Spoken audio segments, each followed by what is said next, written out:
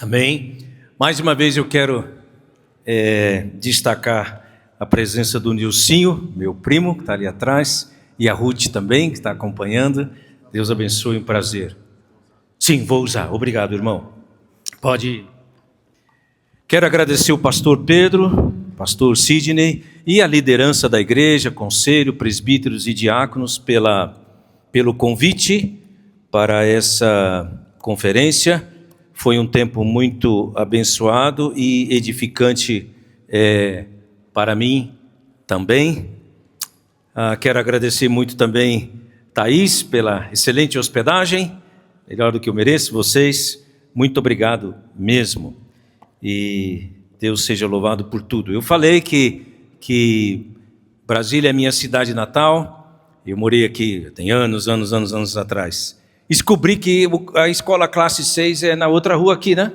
Quando eu fui visitar o Nilson hoje, e eu fiz o 6º ano aqui. Faz tempo. 6.1. Idade. E interessante. E depois estudei lá no Centro 8, e depois nós fomos para Goiânia. Então, é bom estar aqui novamente. A gente vem sempre com certa frequência. Muito bem. Então, eu quero que você abra sua Bíblia, conforme está aí no boletim, e nós falamos no Salmo de número 2, o segundo Salmo, e nós colocamos como título, o tema, melhor dizendo, quando Deus é desafiado. E você vai perceber que ele é desafiado. Quando Deus é insultado, como é que ele reage? O Salmo de número 2, fácil de achar, né? Meio da Bíblia, segundo Salmo. Aqui começa com uma pergunta: por que se enfurecem os gentios e os povos imaginam coisas vãs? Os reis da terra se levantam e os príncipes conspiram contra o Senhor e contra o seu ungido, dizendo: rompamos os seus laços e sacudamos de nós as suas algemas. Ri-se aquele que habita nos céus, o Senhor zomba deles. Na sua ira, a seu tempo, lhes há de falar, e no seu furor os confundirá. Eu, porém, constituí o meu rei sobre o meu santo monte Sião. Proclamarei o decreto do Senhor.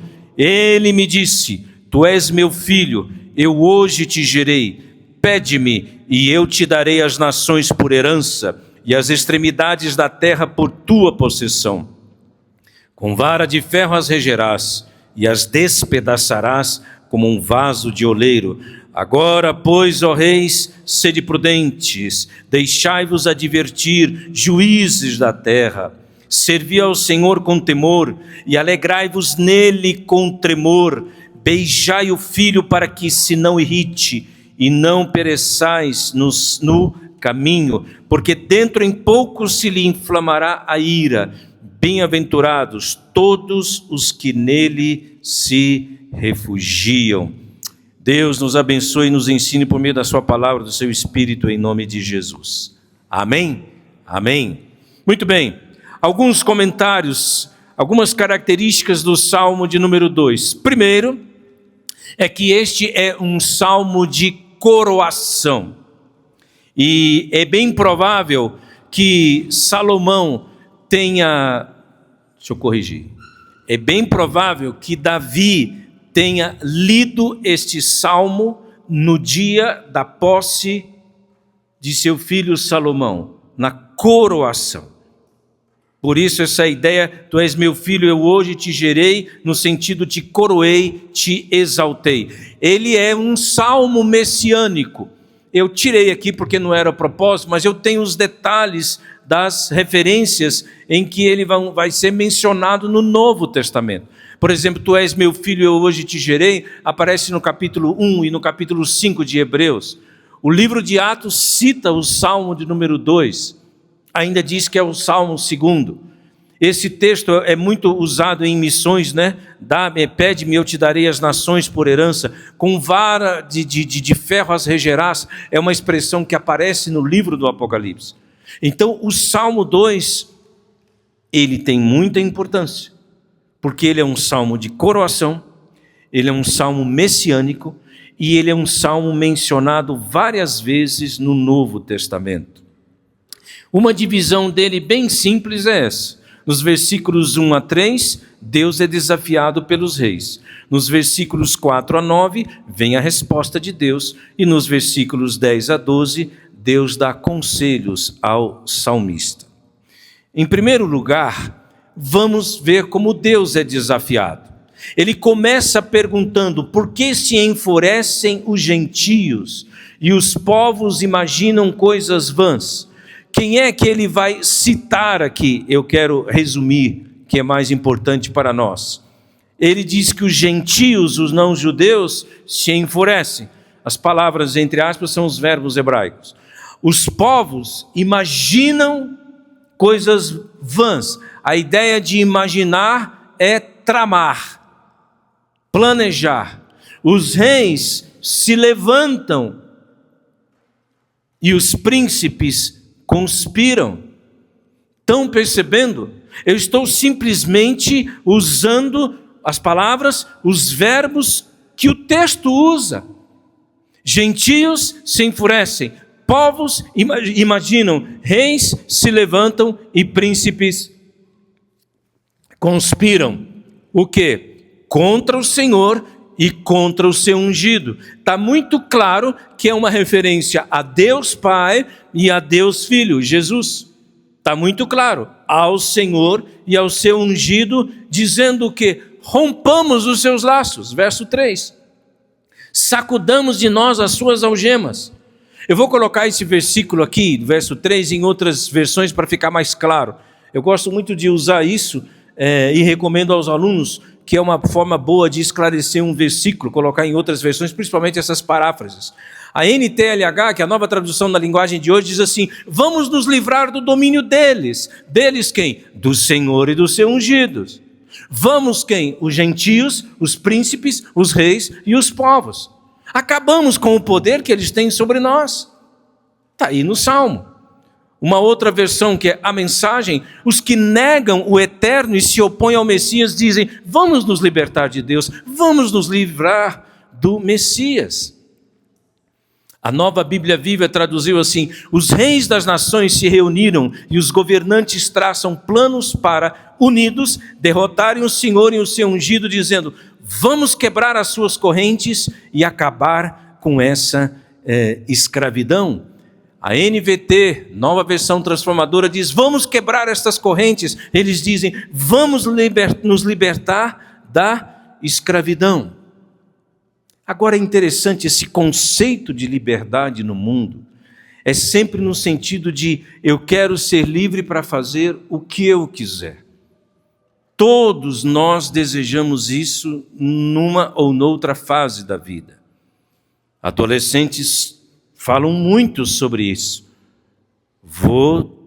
Aquele dia que eu não vou ter que ficar sempre pedindo para meu pai, sempre pedindo para minha mãe, sempre sendo limitado por horário, sempre limitado por gasto, sempre, para eu poder fazer o que eu quiser. Essa ideia famosa de quero ser livre como um pássaro. Mas quem pode provar que os pássaros são o melhor exemplo de liberdade?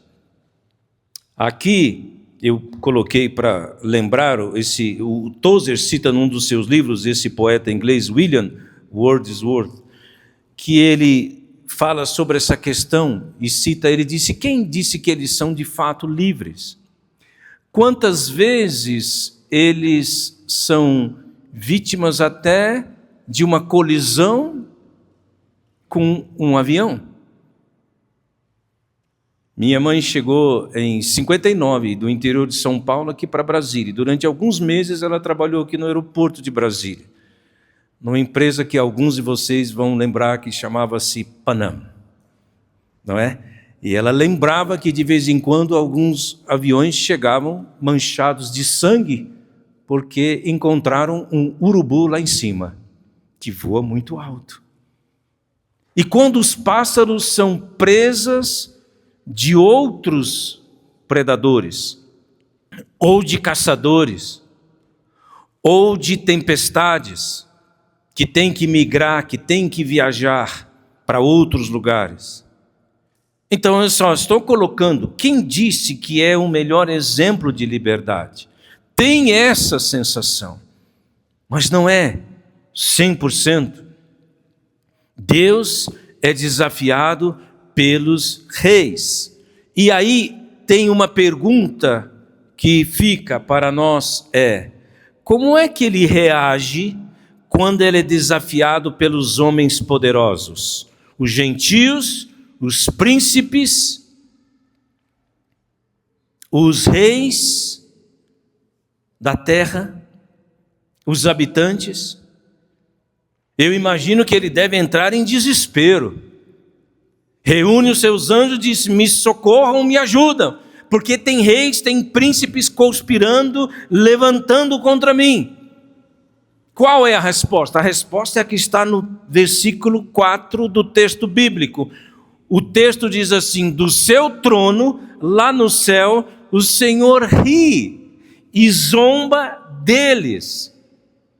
E vou mostrar para vocês como isso aqui é literal. Deus ri dos planos humanos. A palavra, o verbo rir é a palavra sahak, que significa brincar, zombar, divertir, fazer pilhéria, fazer piada. É a mesma raiz da palavra hebraica Isaac, que é Yitzhak. Israel teve um presidente chamado Yitzhak Rabin. Isaac é rir, porque quando o anjo diz para Sara que ela vai ter um filho, ela ri. E o anjo diz: você riu? Ela disse: eu não rio. Por isso que Isaac significa filho do riso. E ele tinha que chamar Isaac, não podia chamar outro nome. E o texto diz que Deus ri, Sahak. Mas quero lembrar para vocês que não é só aqui que aparece. Lá no livro de Jó 41, 29 diz assim: os porretes atirados são para ele como palha, e ri-se do brandir da lança. Olha o versículo em outra versão: bater nele com um porrete é o mesmo que bater com uma torcida de palha. Ele zomba dos homens que lhe atiram lanças. Lá em Salmo 37, 10, rir-se-á dele o Senhor, pois ver estar aproximando o seu dia. Salmo 59, 8, mas tu, Senhor, te rirá deles, zombarás de todas as nações. Você não sabia que Deus ria tanto assim, não é? Isso é muito significativo. A gente vê isso muito em cenas de filme. Quando uma pessoa ameaça outra pessoa, e mesmo estando assim armado, muito forte, ele disse: e você continua rindo? É porque ele não sabe o que a gente sabe, que ali está um herói. Como naquela época do antigo Incrível Hulk, ele falava assim: é melhor você não me provocar, você não vai me gostar, não vai gostar de me ver irado. Você não sabe o que esse homem pequenininho, em que ele pode se transformar. Os super-heróis, então eles riem da ameaça dos outros, porque eles sabem que aquele que está ameaçando e desafiando não vai fazer nada.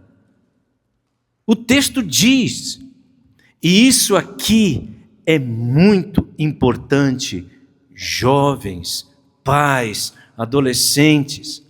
Quando a gente ouve pessoas desafiando Deus, zombando, blasfemando, eu sei que você pode entristecer, mas não se esqueça que o Senhor ri. Dói um pouco quando você vai pregar o evangelho para alguém e diz assim: meu amigo, minha amiga, Cristo morreu por você. Morreu porque quis, eu não pedi. Eu sei que isso dói. Mas o texto está dizendo como é que ele reage. Quando Deus abriu meus olhos para esse salmo uns anos atrás, isso foi maravilhoso para mim. Agora, muitos povos, reis e príncipes continuam se levantando contra o Senhor e contra o seu ungido. Nos meios de comunicação, de jornais, de internet, de TV, de revistas, na cultura, no cinema, na literatura, na música, no teatro, no Facebook, no Instagram, tudo isso. Isso vai acontecer. Agora uma pergunta: por que os gentios, Os povos, os reis e os príncipes fazem esses planos contra Deus. Um deles, que eu quero me concentrar, é porque eles têm um conceito errado, eles têm um conceito distorcido de quem é Deus. Nesse curso que a gente está lançando, sobre Defenda a Sua Fé, nós estamos começando dessa base, sobre o ser de Deus, o caráter de Deus, os atributos de Deus, respondendo à pergunta: quem Deus é? Porque eu aprendi há muitos anos que toda a base da teologia é o ser de Deus. Normalmente a gente pergunta assim em uma aula: como começam os 10 mandamentos? E a pessoa logo lembra: opa, deixa eu lembrar, eu sei, não terás outros deuses diante de mim. Não. Os 10 mandamentos começam assim, Êxodo capítulo 20. Eu sou o Senhor teu Deus, que te tirei da terra do Egito, da casa da servidão. Aí ele diz o que ele quer. O livro do Apocalipse abre o primeiro selo no capítulo 6. Nos capítulos 1, 2, 3, 4 e 5, Jesus mostra para João quem ele é. No capítulo 1, ele é o Cristo exaltado. No capítulo 4, ele é o rei no trono. E no capítulo 5, ele é o cordeiro leão. A gente não fala isso sobre alguma pessoa? Escuta, quem ele está pensando que é para fazer isso? Quem ela pensa que é para fazer desse jeito?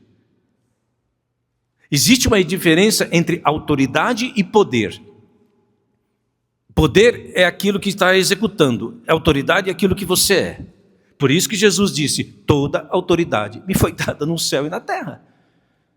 Ele não precisa estar com uma farda para dizer: ó, eu sou uma autoridade. Ele não precisa mostrar a sua carteira para dizer, ele é. Eles têm um conceito distorcido de Deus. Alguns de vocês aqui conhecem, não é publicado mais, mas esse livro, muito interessante, de um homem chamado J.B. Phillips, Seu Deus é Pequeno Demais. E lá embaixo tem uma pergunta: qual é a imagem que você faz de Deus? Eu vou colocar algumas coisas aqui para vocês, conceitos errados de Deus. Primeiro, é o Deus vovô. O Deus vovô é aquele que parece com o Papai Noel. É um velhinho, cabelo branco, barba branca, e sempre esperando que uma criança chegue e peça alguma coisa para ele. O segundo é o Deus político.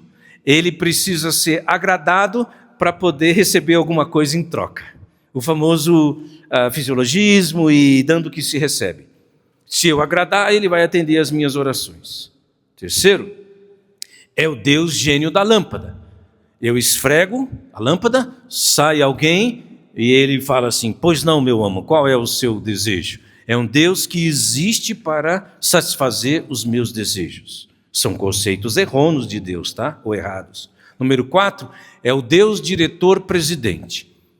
Alguém que está lá de cima, governando como um diretor-presidente de uma grande empresa. E o quinto é o Deus capturado. Ele está aqui em nós. Ele está aqui no nosso templo. Ele está aqui na nossa confissão de fé. Não é? O Deus que nós cremos. Deus pequeno. Isso são apenas algumas coisas que a gente está colocando. Há muitas formas de conspirar contra Deus. Uma delas é negar a existência dele, o ateísmo, que não muda nada. Deixa eu colocar logo de cara e não está aqui no slide. Crer em Deus não aumenta ele em nada. Duvidar da existência dele não diminui ele em nada. Nada. Lembra alguma situação em que se a pessoa vai fazer ou não vai fazer, se a pessoa vai estar presente ou não vai estar presente, não vai fazer nenhuma diferença? Você já deixou de ir em algum evento? Já, por um outro motivo. E o evento aconteceu do mesmo jeito. Quem tinha que casar, casou. Quem tinha que ser sepultado, foi sepultado. Quem tinha que tomar posse, tomou posse. Está dando para entender? Você não foi. Talvez até porque não tenha querido ir ou quisto ir. Não tem problema. Realizou do mesmo jeito. Não esqueça que isso existe. Interessante que o mundo termina o século XX com a religiosidade em alta. Mas no final da primeira década do século XXI, a religiosidade está em baixa. Pode ter aumentado novamente. De um tempo para cá, alguns intelectuais e acadêmicos de renome agora acham chique postar vídeos de vários minutos na internet. Por que eles são ou porque se tornaram ateus? Por que eu cria em Deus, agora eu não creio mais? Então, sou uma pessoa importante, sou um intelectual, sou um professor de tal lugar, eu tenho não sei quantos mil seguidores, então é por isso. Mas vamos continuar. Vocês já ouviram falar dos 4 cavaleiros do novo ateísmo? Richard Dawkins, Christopher Hitchens, Sam Harris e Daniel Dennett. Aqui está Richard Dawkins, o homem de Deus, o delírio. E ele pagou para colocar isso num ônibus em Londres. Lá está escrito, já está traduzido, existe a possibilidade de Deus não existir. Lá embaixo tem agora. Ou então, pare de se preocupar e desfrute a sua vida. Sabe por que eu coloco isso e uso em palestras? Presta atenção no que ele descreveu. Ele que escreveu, não foi eu que inventei. É como se fosse assim, ele se entregou. Por quê? Porque ele disse assim, existe a possibilidade, there is probably no God. Então, uma vez alguém falou assim, bom, se Deus não existe, por que algumas pessoas gastam tanto tempo e dinheiro para provar a inexistência dele? Ilustração, hein? Pastor, o senhor poderia fazer o favor de tirar esse enorme elefante que está aqui? Está me atrapalhando pregar.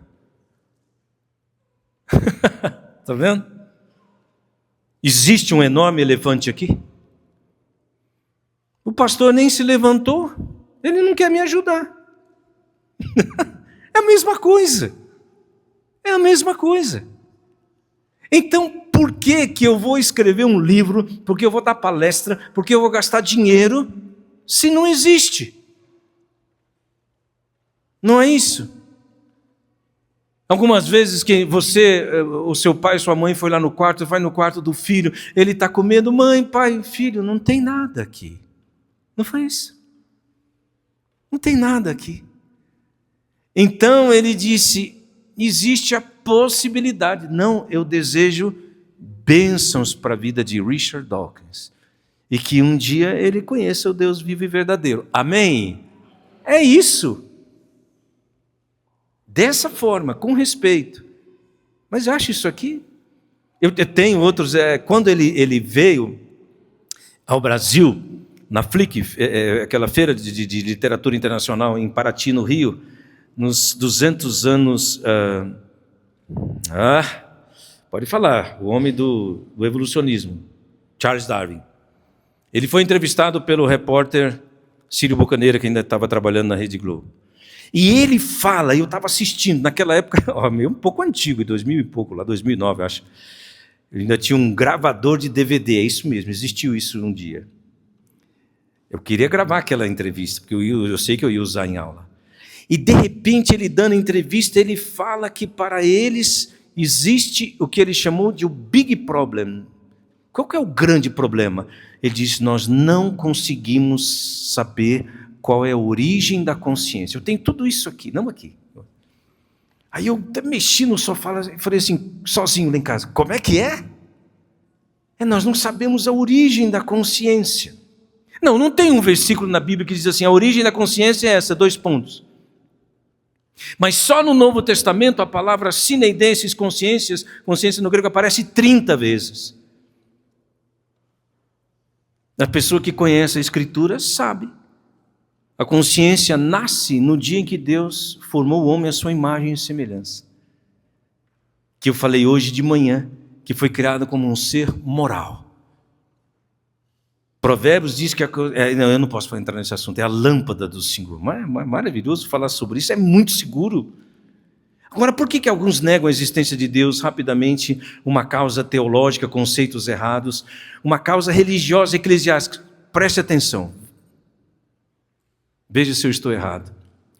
Já ouvi vários deles. Normalmente, o que eles falam? Eles batem na instituição e nos religiosos. Entendeu? Imagine, você fraturou o braço direito, fez o raio-x, o ortopedista mandou você para a sala, a pessoa começa... Escuta, só uma pergunta, por que o senhor está engessando o meu braço esquerdo? Por quê? Não, porque eu quebrei o direito. O que isso tem a ver com o nosso assunto? Ele disse, você falou que não crê em Deus. Então por que você está batendo na instituição ou em um líder religioso?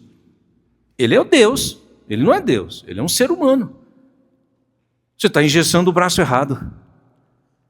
Estão percebendo isso? É muito claro, é muito fácil de refutar. Uma causa científica, isso é outra palestra sobre cientista, ciência e conflito, humanista. Homem demais no centro, uma causa maligna, uma causa materialista. Deus, deixa eu falar uma coisa para você. Não fica ofendido, não, mas normalmente é para as pessoas assim, que não subiram muito na vida, que não, você não vê que as igrejas crescem mais nos bolsões de pobreza, em alguns lugares assim. Volta a ler as Escrituras. No livro de Atos, autoridades se convertem. Que Deus conserve e guarde ele, mas eu tenho acompanhado bem de perto muita coisa do ministro André Mendonça, como membro da equipe pastoral da Igreja Presbiteriana de Pinheiros. Tenho acompanhado várias mensagens dele e dado testemunho. Muitos de nós aqui nunca imaginou um dia que teria um ministro do Supremo que também não apenas assume o seu papel de evangélico, mas também como ministro e prega e dá testemunho. Entra no site e assiste as mensagens. E outras pessoas em outros lugares. E autoridades que se convertem no livro de Atos dos Apóstolos. Estão mal informados. Uma causa racional ou intelectual. Uma aluna, eu tenho que falar isso para vocês, né? Estava falando, pastor, eu tenho um primo, ele é muito inteligente. Mas ele é tão inteligente. Pastor, mas ele é tão inteligente que ele inclusive é ateu. O padre cantor, numa entrevista uns anos atrás, disse que uma mulher parou ele no aeroporto e disse, o senhor sabia que normalmente as pessoas muito religiosas são desprovidas de muita inteligência? Isso não me ofende em nada. Porque eu sei o que tem por trás disso. Exatamente o contrário do que a Escritura diz acerca disso. O céu é quem governa a terra. Stanley Jones, que viveu os últimos 40 anos da sua vida como missionário na Índia, disse, há um Deus e eu preciso concordar com ele. Vou só repetir rapidamente aquela ilustração que eu disse hoje de manhã, daquele pastor que fazia filosofia na USP e trouxeram um filósofo europeu para dar uma palestra no departamento de filosofia na década de 70. Não é um religioso, é um filósofo europeu. E na hora das perguntas e respostas, um aluno perguntou para ele, por que o senhor falou que a coisa mais importante da vida é saber se Deus existe ou não existe? Ele disse, eu falei que a coisa mais importante da vida é saber se Deus existe ou não existe, é porque se Deus existe, então nós não podemos viver de qualquer jeito. Para quem quer crer, disse Agostinho, nenhum argumento é necessário. Para quem não quer crer, nenhum argumento é suficiente. No Evangelho de Mateus, capítulo 12, chegam para Jesus e dizem assim, mostra-nos um sinal da tua parte. Prova para a gente que o Senhor é de Deus. Aí ele fala do sinal de Jonas. Como ele ficou 3 dias e 3 noites no ventre do grande peixe, eu vou ficar 3 dias e 3 noites sepultado e vou sair de lá vivo, como Jonas foi vomitado pelo peixe na areia da praia do mar. Mas em João capítulo 12, versículo 37, o texto diz assim, embora Jesus tenha feito tantos sinais na presença deles, não creram nele. Vocês sabem que há pessoas que dormem ao lado de um milagre e não se rendem a Deus? Explico, isso é muito fácil. Pessoas que dizem assim, ó, a minha esposa, ou o meu filho, o famoso ficou um tempo na UTI, no hospital, a chamada expressão desenganado, o médico falou, ou a médica, até amiga da família, falou assim, deixa eu dar um conselho para vocês, leva para morrer em casa. Leva, vai ser menos sofrido. Pelo menos ela vai estar com a presença de vocês, vai estar no quarto dela. Levamos. Aí, como ela é de uma igreja, começou a vir umas pessoas da igreja, veio o pastor e orar, ela foi melhorando, e tem 20 anos que ela não tem mais nada. Ou eu estou exagerando? Ou você nunca ouviu falar? Pode ser que você seja um caso assim. E nem por isso ele se dobrou. Embora tenham visto tantos milagres, não creram. Diz o insensato no seu coração, não a Deus. A palavra foi traduzida por louco, por tolo. Não é? Então é justamente ao contrário. Deus é desafiado pelos reis. Deus dá a sua resposta. E Deus dá conselhos aos salmistas. Eu vou só mencionar. Aí ele fala assim, para os reis, os povos, os gentios e os príncipes, sejam prudentes, deixem-se advertir, servi ao Senhor com temor, alegrai-vos nele com tremor, beijai o filho para que não se irrite. Vou para algumas lições, para a gente concluir. Hoje é mais curto. Primeiro, lição para a minha vida: Deus tem o domínio sobre todos os povos e deles espera obediência. Caso contrário, experimentarão o furor do juízo divino. Eu estou apenas lendo o que está aqui.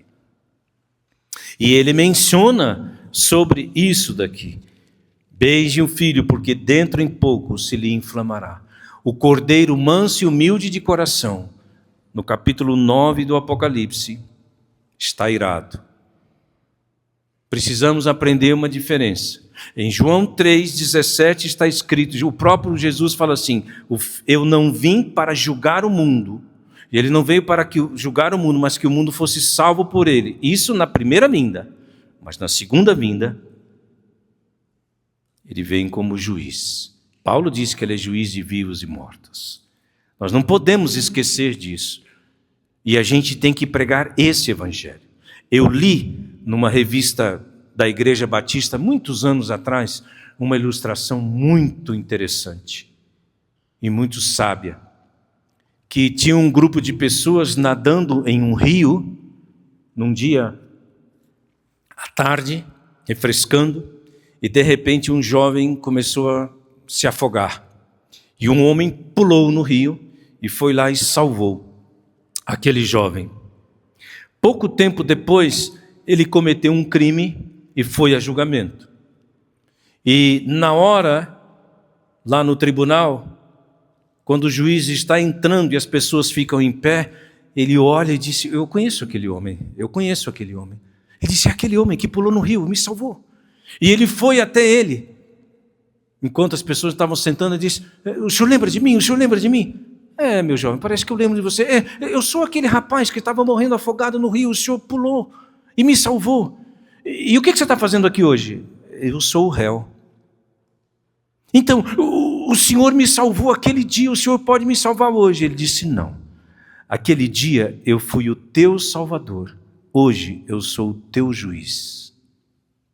A mesma pessoa, é o mesmo Jesus, só para lembrar disso. Mas, se você está em Cristo, nenhuma condenação há para os que estão em Cristo Jesus. Amém? Número 2, Deus continua rindo das ameaças de reis, de príncipes e de todos os povos da terra. Fiquem tranquilos. Não é que você vai concordar. Não, fizeram um filme, você viu aí? O que fizeram? Colocaram Jesus e os discípulos numa relação incrível, uma aberração íntima. Eu não vou lá. Eu não vou assistir, ele sabe se defender. não vou aprovar, não vou colocar meu dinheiro nisso. Ele continua rindo das ameaças de reis, de príncipes e de todos os povos da terra. Não significa que a gente vai aceitar tudo, vai engolir tudo, vai concordar. Não estou falando isso, eu estou falando dele, como ele reage. Mostre nas páginas dos evangelhos um momento em que Jesus foi derrotado. Quando chegaram para ele e falaram assim, olha, cuidado com Herodes, isso, ele disse, olha, você vai lá e diga para aquela raposa que eu prego o evangelho e faço milagres hoje e amanhã, depois eu vou para Jerusalém, disse, o meu trajeto está tudo pronto. Nem Herodes, nem ninguém. Pilatos fala, eu acho impressionante essa parte do diálogo de João capítulo 18, Pilatos fala assim para ele, você sabe que eu tenho autoridade para tirar a sua vida? E Jesus fala assim, você sabe que quem te deu essa autoridade foi eu? Eu acho isso, eu quero ainda que Deus me dê, sem muita pretensão, um tempinho para escrever um livro sobre, eu já sei o tema, vai ser Jesus e Pilatos, aquele diálogo dos dois ali é extraordinário. Número 3, a liberdade de uma locomotiva só acontece quando ela corre dentro do espaço que foi construído para ela. Dá licença de repetir o ela 2 vezes aqui. Por quê? Porque os reis, os príncipes, os povos, os gentios querem ficar livres. Como se fosse ele que estivesse tirando a liberdade. É o contrário, Deus não é um destruidor de sonhos e as suas palavras não são para nos tirar a liberdade, para dar vida. Esses são os meus mandamentos por meio dos quais todo homem que obedecer, viverá. É aquela história do pai chorando lá no velório do filho de 15 anos, diz, mas quantas vezes eu falei, eu pedi, meu filho, por favor, pare com essa mania de quando você estiver andando de bicicleta, ficar segurando na traseira de ônibus e caminhão. Olha aí o que deu. Está no caixão. Não é essa história, mas eu também, né? As moças com a mãe, mas também, né, mãe? A senhora tem uma boca. Não é que eu tenho uma boca, minha filha, porque eu já vivi mais do que você. E eu te amo. E eu sabia que ia dar nisso. O trem bala corre naquela velocidade porque ele corre no lugar para onde ele foi criado para correr. Amém? Porque muitas pessoas criticam sobre isso e batem e culpam a Bíblia. Os cristãos não. Eu vi uma vez um pastor contando uma ilustração, muitos anos atrás, uma mulher zombando um pouco no pastor e, coincidentemente, eu estou com essa caneta aqui, branca, e ela estava segurando um cigarro e disse assim, o senhor não fuma, né, pastor? O senhor não pode, né? Eu posso. Ele falou assim, não, eu posso, mas eu não quero. A senhora quer, mas não pode. Uau! Entendeu? Eu posso ter essa liberdade. A senhora gostaria de ter. Diga para mim se não é verdade. Número 4. O problema de quem não acredita em Deus é que ele acredita em qualquer coisa. E Deus não é qualquer coisa. Não é para discutir. Não é assim que eu... senhor, eu vou falar logo, o senhor é pastor, eu não acredito em Deus, viu? O que eu falo? E aí, você acha que o Brasil vai ganhar essa Copa do Mundo? Eu vou bater boca, gente. Eu vou discutir para quê? Não é necessário isso. Se ele me pergunta, me procura numa outra circunstância, você quer conversar sobre isso? A gente pode conversar.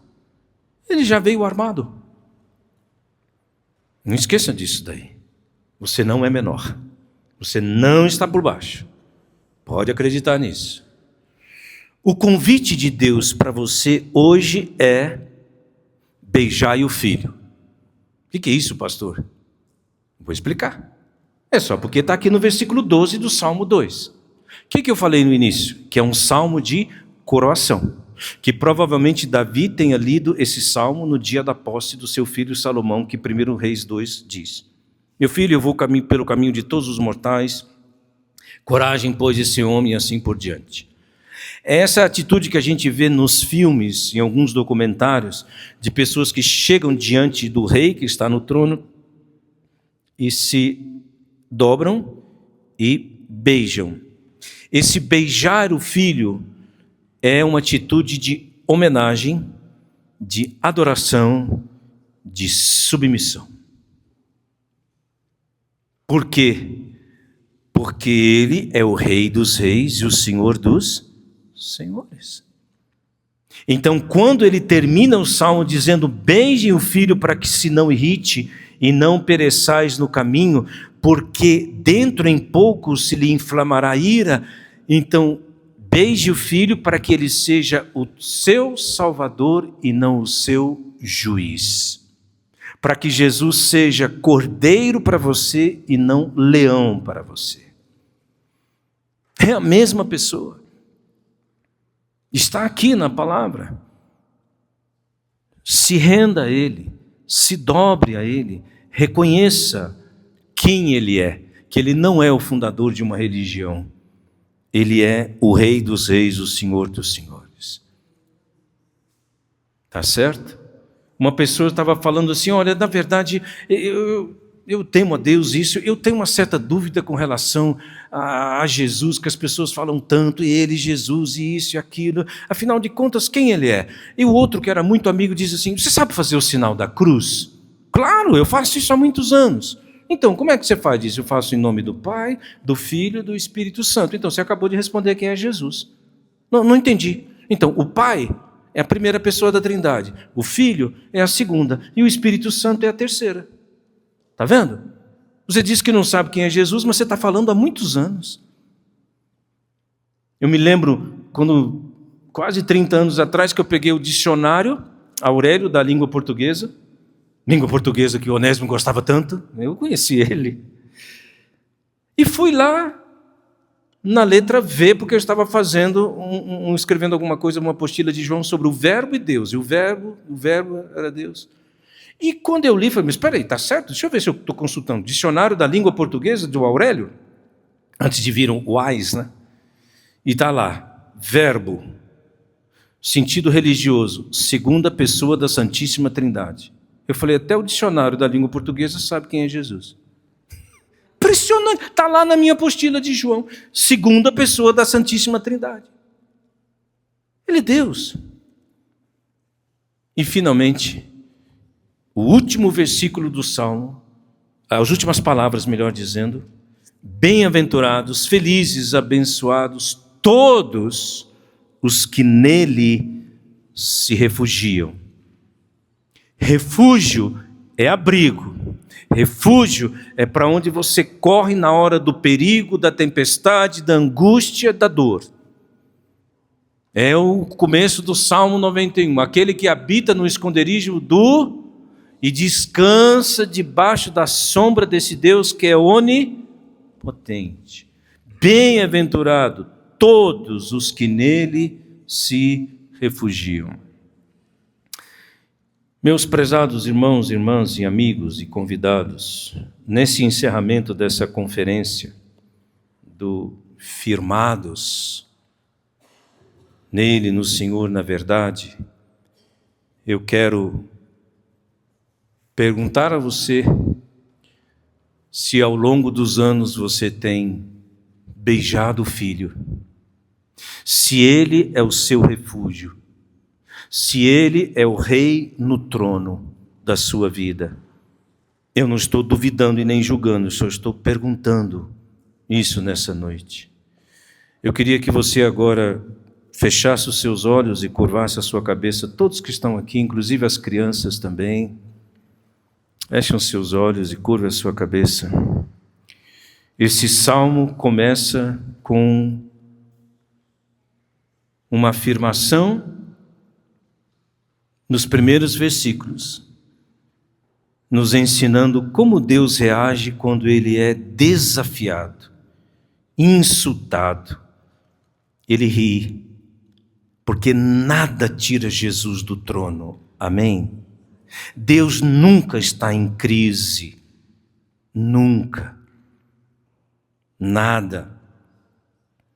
Reinos se abalam, O mar espumeja, tumultua, mas ele está firme, uma rocha.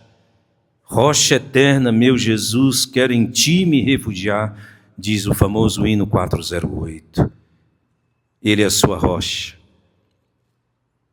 Então, queria que você ficasse com essa palavra.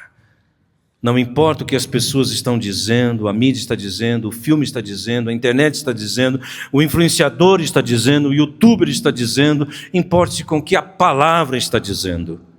Deus é quem Ele afirma ser, e não quem as pessoas dizem que Ele é. E por final, beije o filho, deixa Jesus entrar na sua vida, no seu coração, deixa Ele dirigir os seus passos, deixa Ele governar as suas decisões. Hoje pela manhã relembramos que a vontade dEle é boa, agradável e perfeita.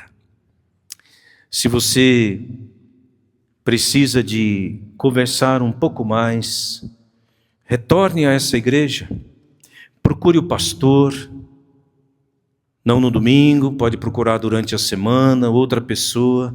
Pastor, eu quero entender melhor essa palavra, esse Jesus na minha vida. Não é um sentimento, é Ele entrando na sua vida, no seu coração. Entrega o teu caminho ao Senhor, confia nele e o mais Ele fará. A frequência não vai mudar muito, a entrega vai. Eu posso ficar passando durante 4 anos na porta de uma faculdade, mas no dia da formatura o meu nome não será chamado. Porque eu nunca me matriculei, eu nunca entrei na sala, eu nunca assisti aula, eu nunca fiz as tarefas, eu nunca fiz as provas, eu apenas passei na porta. Eu apenas sentei no banco.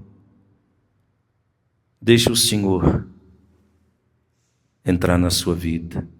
Entrega o teu caminho ao Senhor.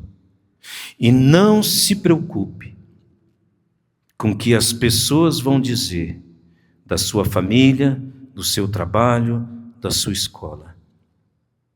Se eu pensasse assim, eu não estaria hoje aqui. Eu não estaria há 39 anos no ministério pregando o Evangelho, vivendo da igreja, pela igreja e para a igreja. E pessoas da família não teriam sido alcançadas. E é através de você que outras pessoas vão conhecer o verdadeiro Jesus. Amém. Bendito Pai Celestial, que privilégio poder exaltar o Teu nome, exaltar a Tua palavra, edificar a igreja e evangelizar pessoas nessa noite. Muito obrigado por ter me trazido até aqui. Louvado seja o Teu nome. E que o Espírito continue aplicando essa palavra em cada coração. Em nome de Jesus. Amém.